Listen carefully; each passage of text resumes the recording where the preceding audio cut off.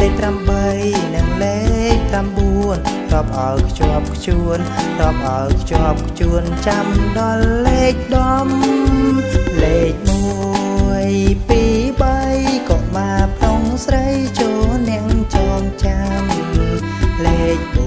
4លេខ5ចូលនាងចងចាំកុំឲ្យភ្លេច